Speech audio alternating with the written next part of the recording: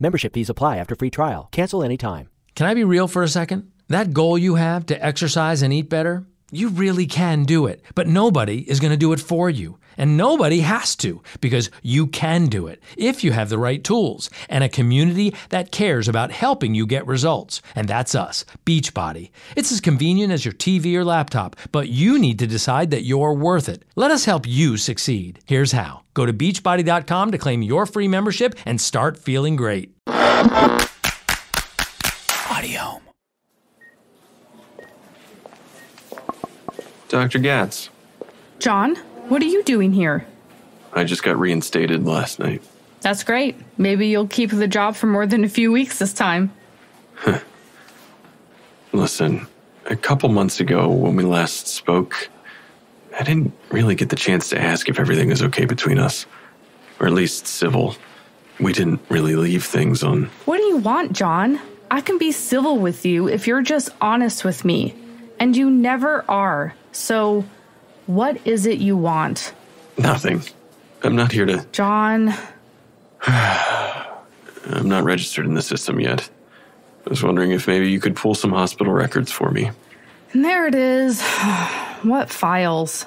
Hospital records for patients with storm shock symptoms? From like 1989 and onward. All of them? Yeah. It doesn't matter how many there are. And what are you working on that you need these for? Just comparing some information. Anyone in particular? Mm-mm. Today's your birthday, isn't it? Happy birthday. Thanks.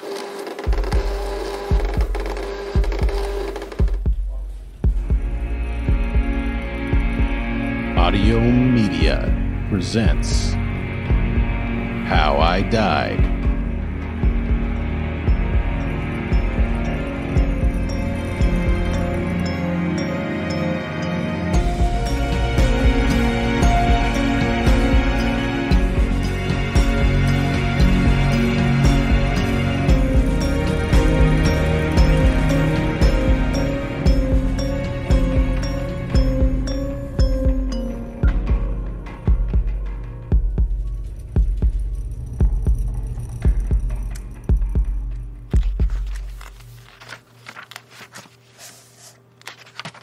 Patient file after patient file.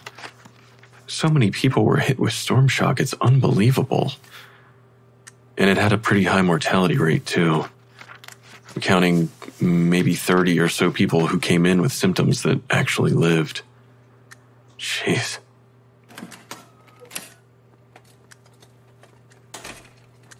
Crowley?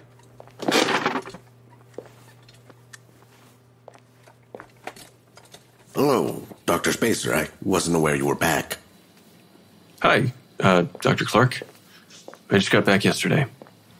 I hope you don't mind if I use your lab one last time? Of course, yeah. Is it a case? Not officially, no. A patient of mine from the trauma bay. He unfortunately passed on the table, and I'm conducting an autopsy to see if there's anything I missed. Just you? Were you expecting someone else? No. I meant like no one else from surgery wants to know. I really don't want to take up any more of your time, Dr. Spacer. I can handle the autopsy. Of course, sure. I'll just be in my office. Let me know if you need anything or... I think I've got the lay of the land here. Thank you. Actually, I'm gonna grab a drink from the lounge. Can I get you a coffee or anything?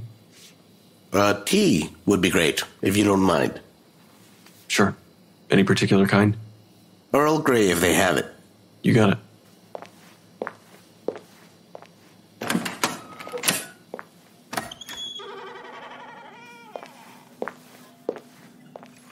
Hello? Anyone here from surgery?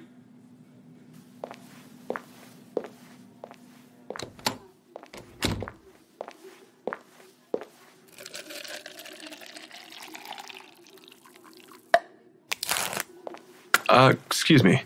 Yes? Were you just in surgery? I was, with my daughter. How's she doing?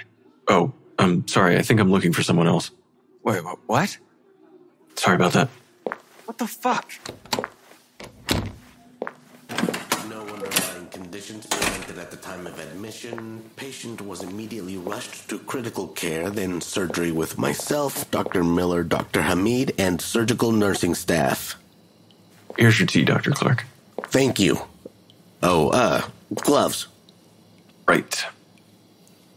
It'll be right here for you. Thank you. Patient presented with broken pelvic bone, shattered femur, and erratic heart rate upon initial admission. Wow. What the hell happened to him?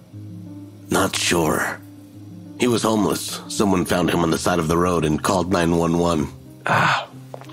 Yeah. Do you have a name? Does he even have insurance? We don't. He'd be a John Doe. No one ordered this autopsy then, did they? I'd like to know what happened. He deserves that at least. Sorry to hold you up. Dr. Klark, do you mind if I assist? You don't have something more pressing? Not until I hear from Crowley. Otherwise, it's just paperwork and whatever autopsies come from upstairs. Huh. Paperwork. Yeah. Another set of hands couldn't hurt. Addendum to the autopsy notes. Dr. Spacer will be assisting going forward. It's been a long time since I've done an autopsy like this. Didn't you have colleagues assist at Hopkins? Oh, yeah. I meant like... It's been a long year. I can only imagine. What have you got so far? Not much. You heard what he came in with? Broken femur, pelvic bone, erratic heart rate. Right. He was unconscious initially, entering shock. So whatever happened to him was recent. Most definitely. But even with his injuries, he shouldn't have died during surgery. You slowed his heart rate quickly enough? Correct. He was given a dose of morphine and IV. Dr. Gatz admitted him, ordering an MRI, X-ray, and CT before he came to me. Scans revealed the aforementioned breaks and bone shards present in the lower thigh muscles that would need to be removed. We took him into surgery with a fairly straightforward plan. After his heart rate was normalized, he was given a stronger anesthetic to begin surgery. I don't see any track marks. Neither did I. That's why I made the call for anesthesia. But since he was homeless, he could have been on drugs. His blood test revealed nothing in the past 24 hours. Not knowing his medical history could have been a risk with anesthesia. Correct. It was a judgment call. And now you're worried that anesthesia killed him? It's a possibility. Are you covering your ass for an M&M? There won't be a morbidity and mortality conference for a homeless patient. The hospital admins couldn't care less. And with no family to be concerned. So the autopsy is purely to know... where I made the mistake. Shit.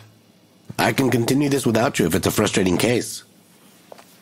I mean, it is a frustrating situation, regardless. Aren't you frustrated?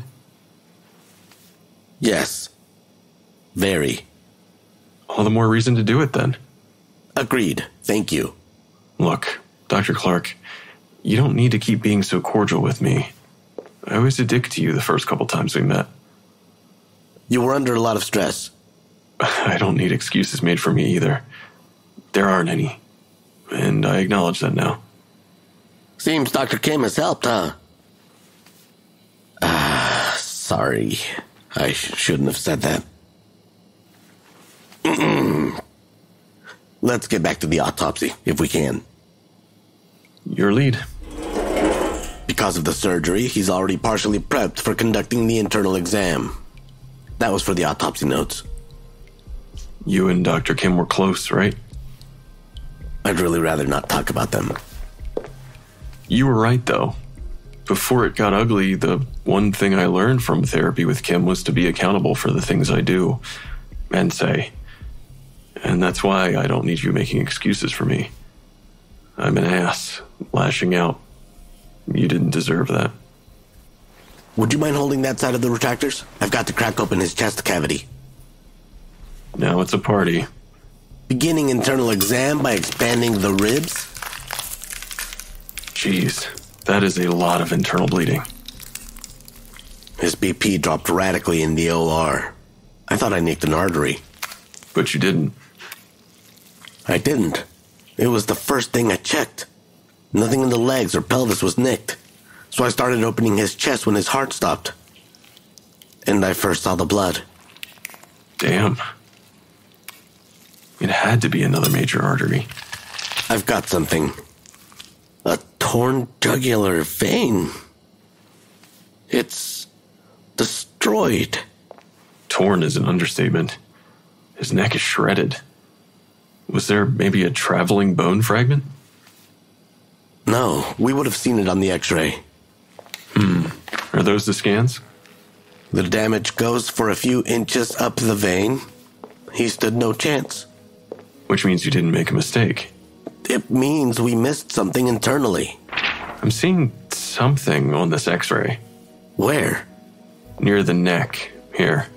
We ruled that as a small crack from whatever happened to him, not something life-threatening. What if it wasn't a crack? What if it was an object? In his neck? There were no penetration marks, no blood. Could have been there from before. Check inside him. Anything? I don't know what I'm looking for. What is that? A pin. A surgical pin? That's what it looks like. Let me put it under the microscope. It's gotta have a serial number. A surgical pin in his neck. And there's the serial. It was legit. It was obscured inside the bone during the x-ray, but the MRI was done afterward. Giant magnet machines plus surgical pins equals bad. The MRI must have moved the pin. It completely shredded his neck veins. I got a match on the number. You did? It was registered to an Xavier Wallace during a collarbone break in 2002. He was from here. Military vet. And he came back to live on the streets. To be all alone with no one. Without knowledge of the pin... Don't. He was unconscious with no ID.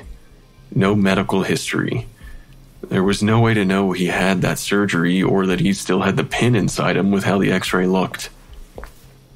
He needed an MRI after the accident. It wasn't anyone's fault, especially not yours in the OR. I disagree, Dr. Spacer. We all failed him. At every step of the way. After serving our country, the state, the government failed him. Then our own city for leaving one of our own out on the street failed him.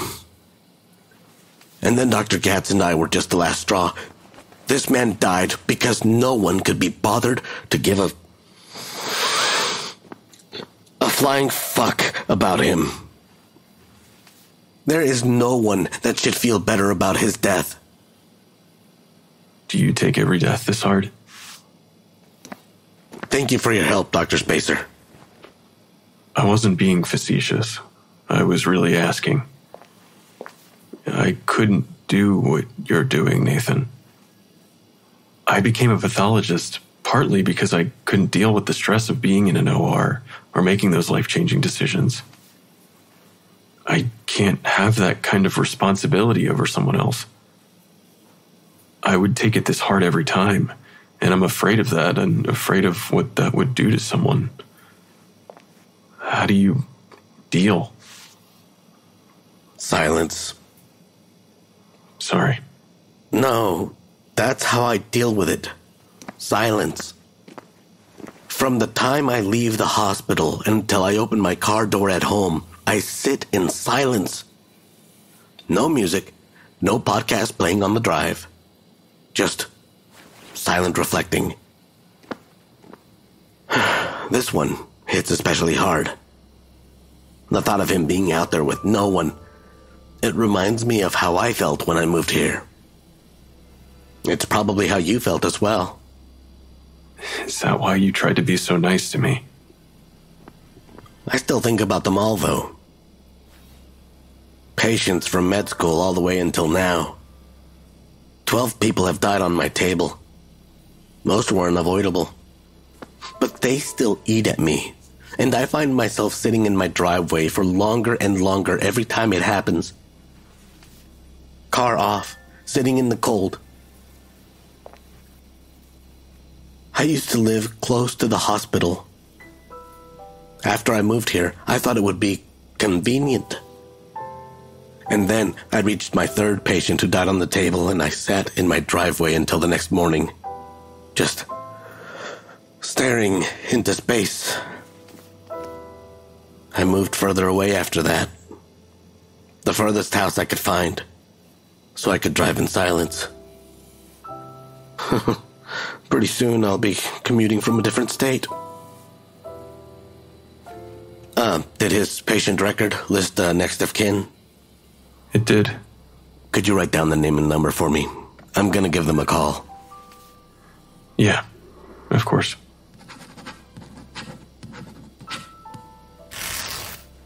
Do you want me to process the body for you? That would be... Thank you. Nathan? Yes? After work, would you like to grab a drink? No, thank you, Dr. Spacer. I didn't mean like I meant as colleagues, instead of being alone. I know what you meant, and I appreciate the offer, but no thank you. Thanks for the assist, Dr. Spacer. Glad to have you back.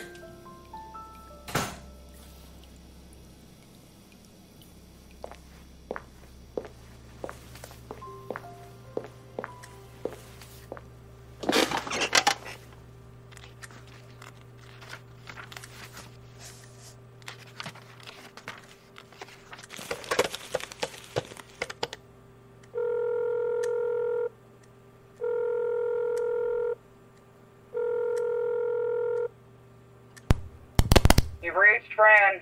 You know what to do. Hey, Crowley, it's John.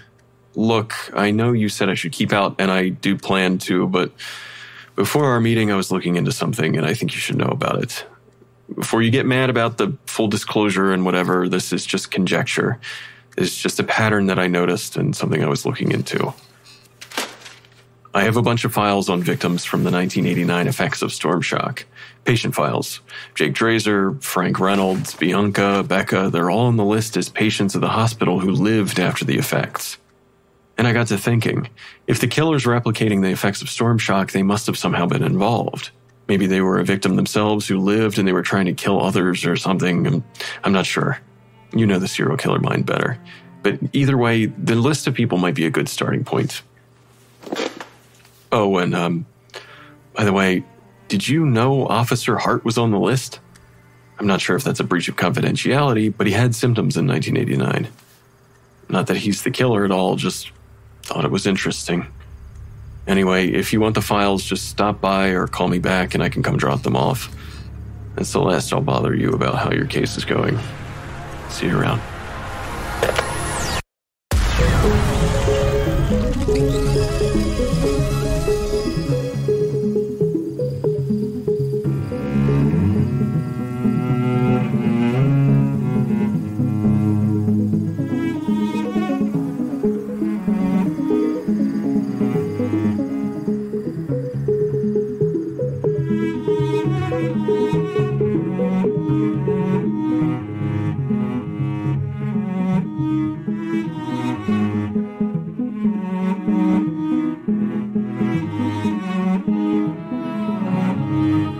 How I Died is an Audiohm Media original production, created and written by Vince Dajani, directed by Chroma Sikora, and mixed by Eric Howell.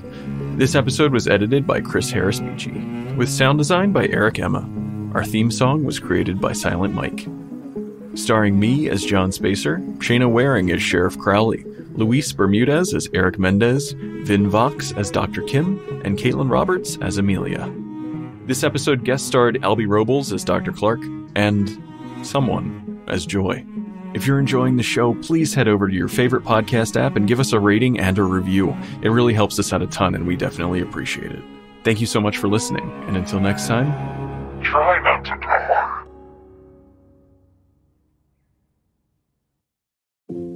Tired of long waits and rushed care at the ER and urgent care clinic? Next time, stay home and let Dispatch Health bring the power of the hospital to you. I call Dispatch Health. A care team of medical professionals actually come to your house. They're the same caliber of people that you would see if you were at a hospital or an urgent care. Dispatch Health can treat most non-life-threatening emergencies. They can do the x-rays, they can do stitches, urinary tract infections, blood test, urinalysis, ultrasound. It's almost everything that they can do at the ER. You never feel rushed. They're there for you and only you. I felt like their only patient. And it costs no more than a trip to urgent care because Dispatch Health is covered by most insurance, including Medicare. See if we serve your home at dispatchhealth.com. Dispatch Health really went above and beyond. It's wonderful to have care come to your home. House calls are back, and they're better than ever. Learn more at dispatchhealth.com. Membership fees apply after free trial. Cancel anytime. You know what's wrong with health and fitness? You weaponize it against yourself. Why didn't you go to the gym today? You're so lazy. Why did you eat that? You have no self-control. Stop it. At Beachbody, we think training and caring for your body in a way that works best for you should be about loving yourself. Let us help you without all the judgment. Here's how. Go to beachbody.com to claim your free membership and start feeling great.